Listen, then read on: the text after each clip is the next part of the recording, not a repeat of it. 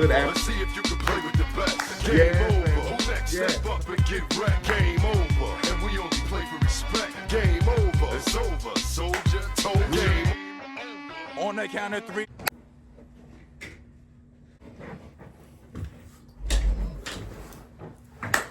Good afternoon, family. It's your buddy, the 14th Prime, and today, first of all, let's just go ahead and get it out of the way. First of all, I love y'all. Have a one happy afternoon, whatever. Listen, if you were looking for Monstructor or Monstructor, however you choose to say it, if you're looking for him, he is up for pre-order right now. Okay? Hasbro, I don't like when y'all make me do these kind of videos. I feel bad because I'm supposed to be the positive, happy face of collecting. But here's my question. So I'm looking at this cute little teeny combiner, and I'm asking myself, why is he not the size of Predaking? Because I think that would have been amazing. And that's what I was under the impression of, is that we were going to get a regular, well, not Titan size combiner like Predaking, but I mean, I thought that we were going to get a normal size, by y'all standards of today, combiner of Monstructor. No. And then on top of it, I'm looking at the molds, right? I can barely, I understand a monster is not typically it doesn't have a thing to be. But at least with like Abominus, you can recognize that that's a shark, that's a bird, that's a dragon, that's a two-headed dragon, and blot is blot. But you know what I mean? You knew what they were. Monstructor, I don't even know what these things, I don't get it. And maybe that's why y'all didn't make a full size version of it. Maybe I just answered my own question, because it would have looked ridiculous to attempt to make regular scale figures out of whatever these things are. Then I saw on the box that one of them is just one step. His transformation is one step. Now, this is where it gets good. So I'm watching, some YouTube in here while I'm decorating and playing and carrying on and whatever. And I watch my homeboy Super Robot Ed, who pulls out. Now, go check his short out for the day. It's on Predaking, right? So I'm looking at that, thinking that, as a matter of fact, because he was saying that he got his on Cyber Monday for like $89, a little bit of tax, whatever. Now y'all selling it again for like $230. I don't even know what the cost of him now is. I got him the same time, back in like 2018 or whatever, and I think he cost me, I'm not sure, but it wasn't nothing crazy. It was like $130. I think it was like $130. The point is this core class combiner Monstructor, $85. $85 for a core class combiner. $85. Come on, man. Like that, really? I remember when core class toys, like to this day, were $10 a piece. There's 6 of them. You know what I mean? Like, and even that is still, okay, Wheelie, core class Wheelie is worth it. Core class Daniel and Spike, or whomever you choose to name him, those are worth it. Noah Diaz, even though the little plain thing looks crazy, still, that's what I'm saying. $9.99 is worth it. You know what it is. You know what it is when you get it. You know that Spike, they had their little exosuit transformation. You know what core class Wheelie was.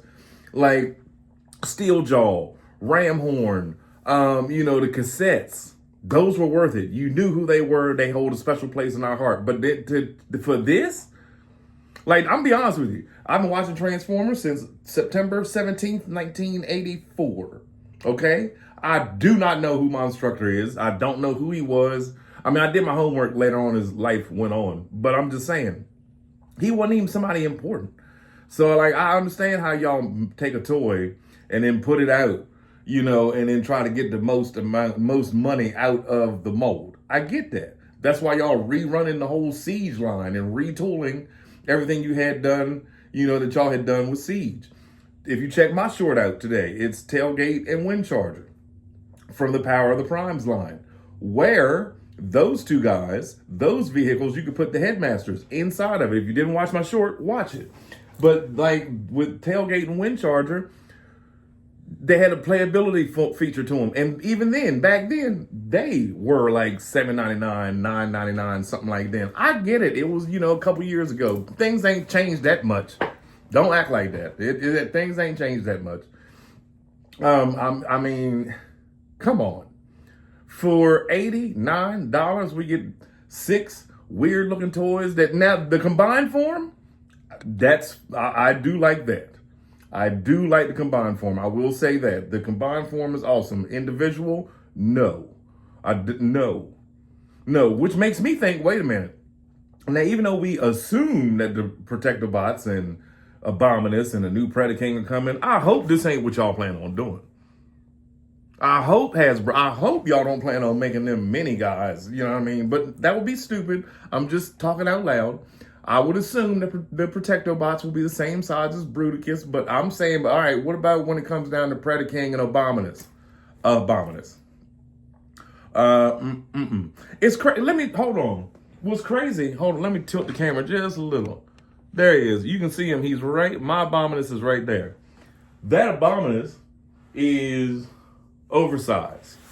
He's a little bit bigger than the normal Combiner Wars, Age of the Primes combiners or whatever, as I wanted him to be, because he, to me, is a bunch of monsters. You know what I mean? So I thought that made sense in my head, that he should be weird and oddly sized. Makes sense. But I'm just hoping that they don't, take this route when it comes down to doing Abominus or Seacons or King Poseidon or whatever, if those are even, things that they are planning on making. Because if you ask them, they're going to be like, yeah, we looked into, we got the molds. Yeah, we plan on doing it. Of course. 2037. You know what I mean? They're not going to tell you no. But anyway, also, I wanted to point out that another thing that I've noticed that y'all did. So I knew that the new Shockwave was going to be Siege retooled slightly.